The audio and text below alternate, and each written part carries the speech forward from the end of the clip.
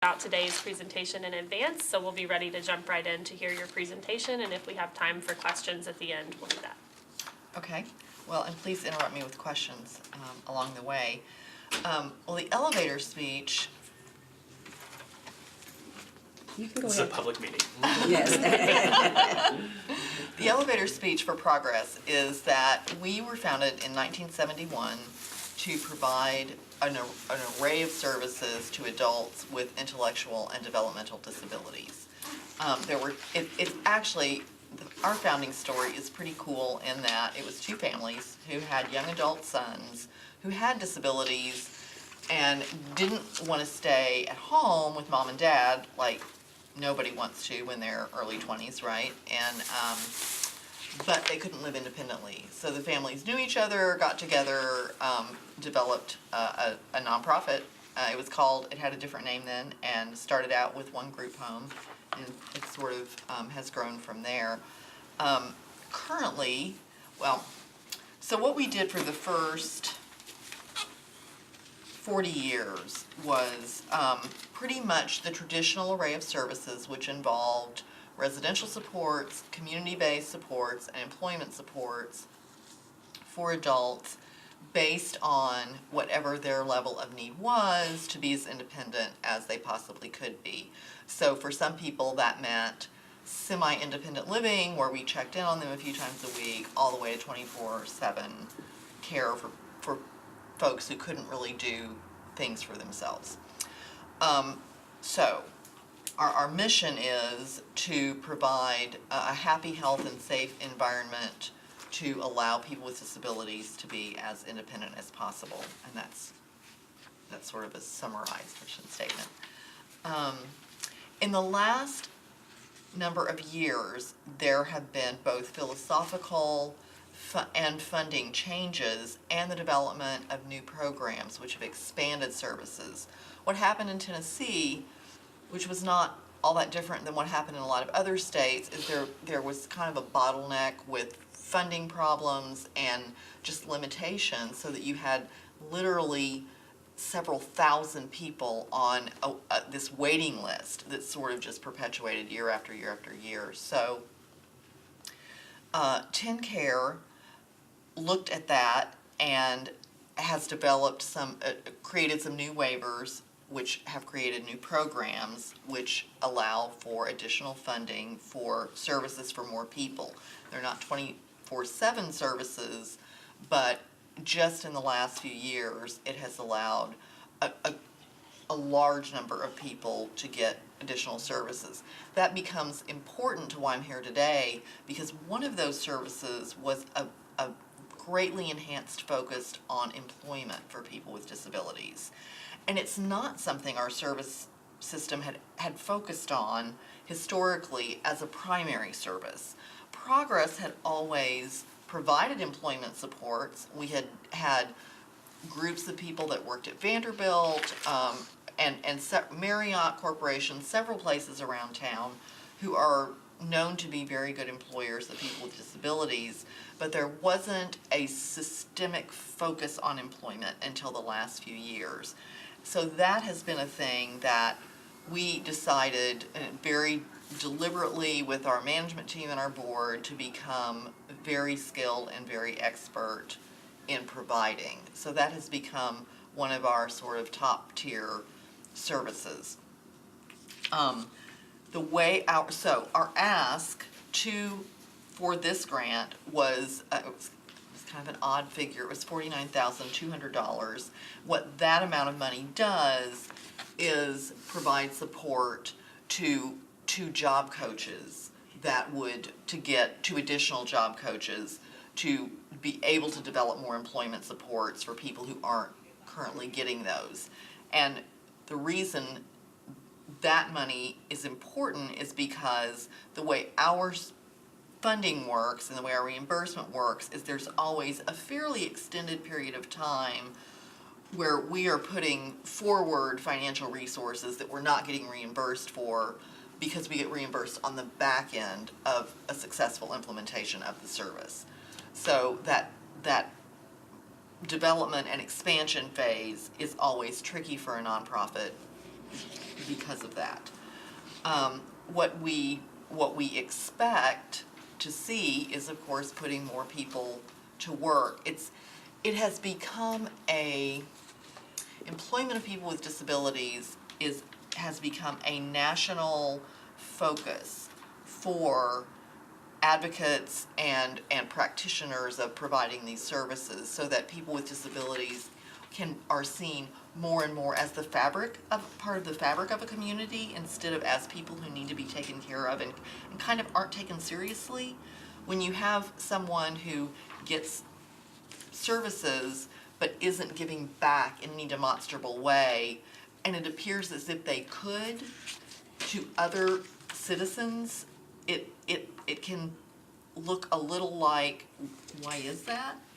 And it simply has not been something that employers have been willing to take a risk on, and that providers have been encouraged to do until much more recently. So what we have now is kind of this wonderful expansion of not only the understanding of what it means to employ people with disabilities, but we have a growing network of employers who are looking to specifically employ people with disabilities, because a lot of the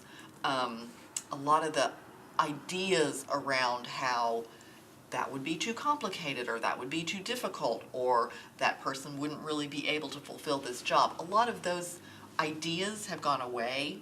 And now what a lot of employers see is, this person has support to show up to work every day on time.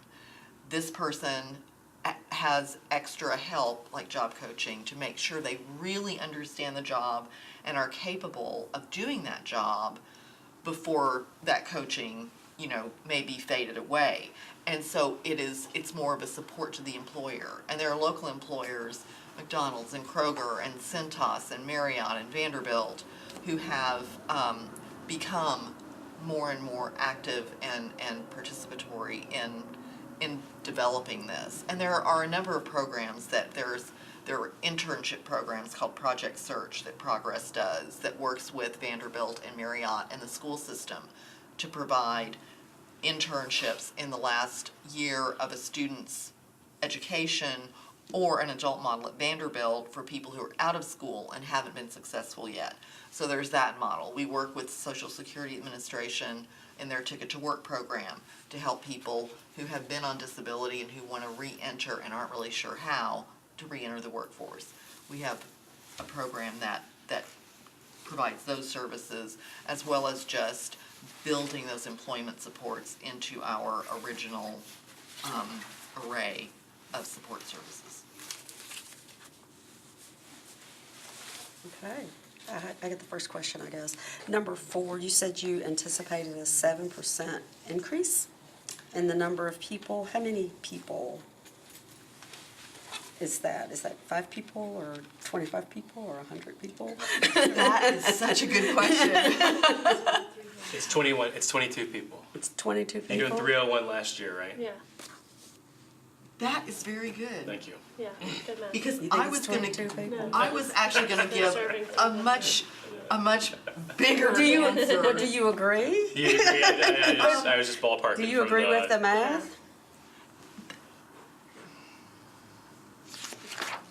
The problem with, it's really hard to give a definitive number, and I'll tell you briefly why. The services the number is probably pretty accurate, let me say that first. And the explanation to support that is that the newer programs the employment services are what is called outcome-based services, which means there are some exploration type services to help people learn what kind of job they want to get. There are the internship type services and kind of trial work services, and then there is actual employment.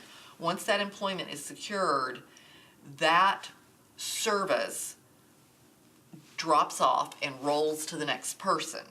So that you may have one job coach that over the course of a year would help 10 people acquire employment. So the 7% was a number that between our fiscal director and our development director and our employment director tried to kind of take all that into consideration and come up with something that seemed accurate.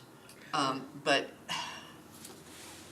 It's a fair question. Yeah. it's a fair question. What are some of the outcomes that you all are tracking around employment?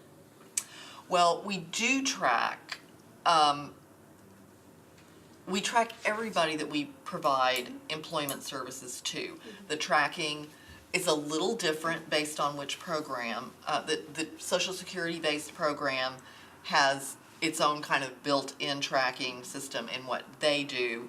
Our traditional services, we tend to provide a lot greater service to folks that have a more intense degree of disability and need more support.